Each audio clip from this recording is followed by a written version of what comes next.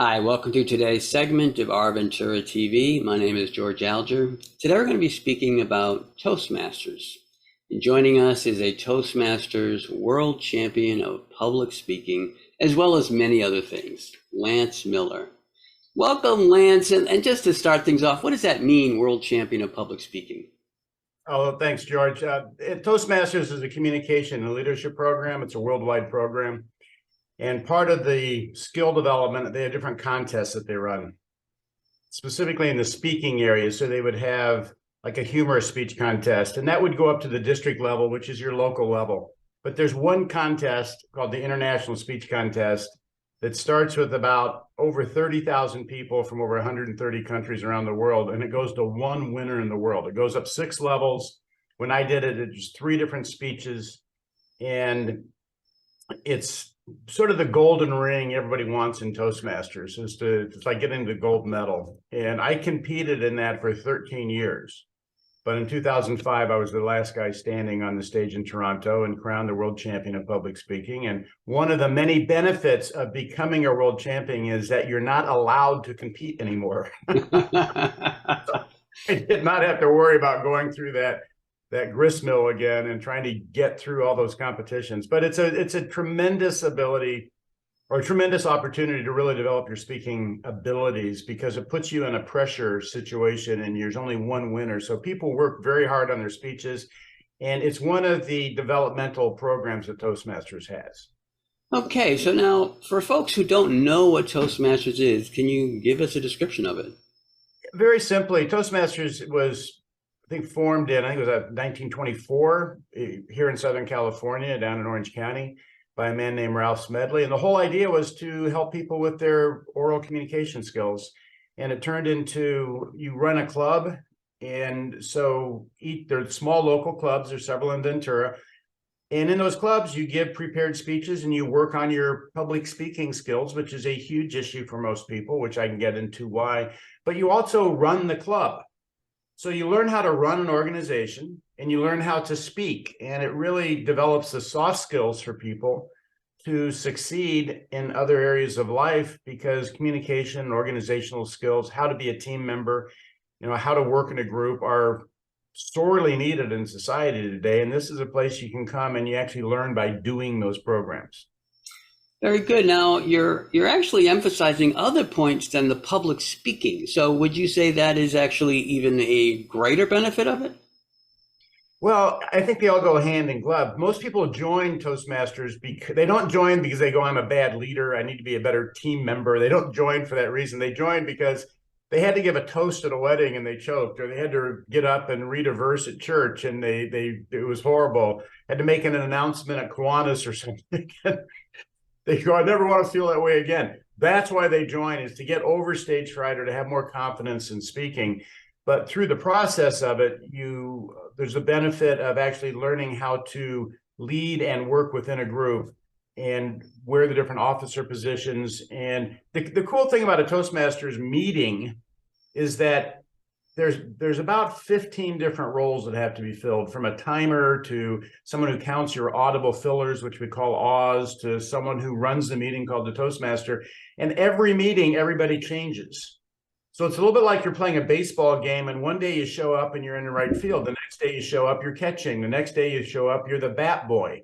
Every game you change, every meeting you change, and you learn to wear all the different hats that you have to wear. And that's part of the great development, that comes from it. But in the process of that, you're also working on your speaking skills. So it's a multifaceted development program. Very good. Now, referring to the public speaking aspect of it itself, what if someone is just really afraid or just has such a strong reaction against public speaking? How can you help such a person? Well, it's interesting. And I always say, most of our life, here's the thing, most of our life, we're told to sit there and shut up. I mean, if you think when you're a kid, and you're running around the house, your parents go, sit down, be quiet.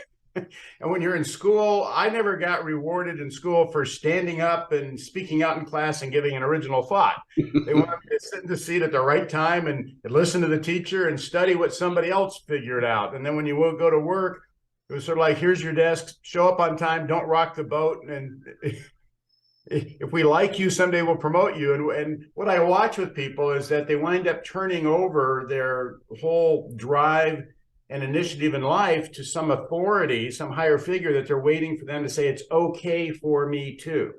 So what happens is I consider our speaking skills a muscle, and our muscles are very, very atrophied because, it's like we've been sitting on the couch eating Haagen-Dazs, watching Law and Order for 20 years, and somebody goes, "Hey, Lance, let's go run around the block." And you go, "That sounds fun." And you get to the driveway, you pass out. So the point is, even if I don't care how bad your speaking skills are, the only way to get over stage fright is to speak, and you have to build that muscle.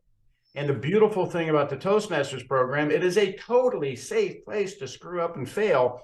Quite honestly, if I was going to promote Toastmasters, I would say Toastmasters, a great place to fail.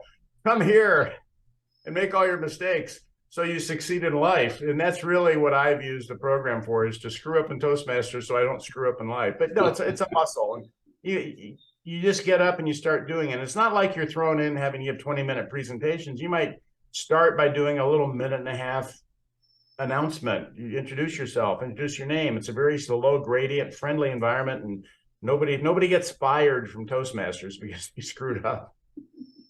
So where does one find a Toastmasters club?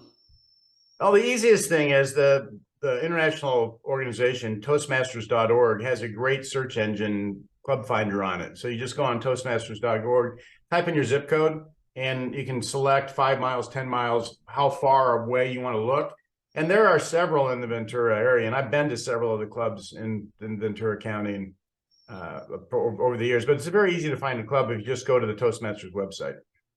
Good. And would you recommend that someone who has a choice of clubs, that they go to more than one?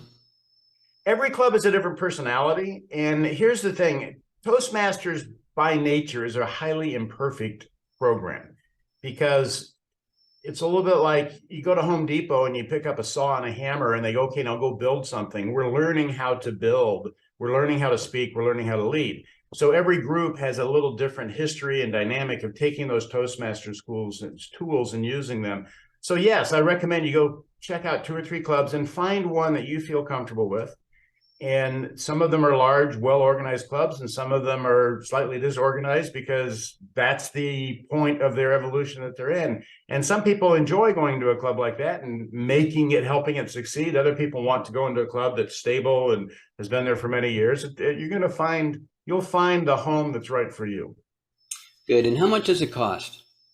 It's one of the least expensive programs you can be in. Club dues, the international dues are about $60 a year, twice a year. So it's about $120 a year, $10 a month. And then you have a club dues on top of that to cover the club components. They're paid twice a year, so it's pretty easy to do. But let's just say on average, it's going to run, $150 a year to belong to Toastmasters.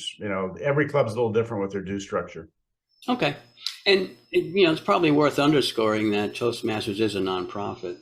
Oh, it's a nonprofit. It's an education development program, and it's the largest communication leadership program in the world. So, like I said, it's in I think about 130 countries, because it has about 16,000 clubs around the world. So that's the scope that you're dealing with. And the other nice thing is a huge Toastmasters family. When I travel, I'll go to Toastmasters clubs.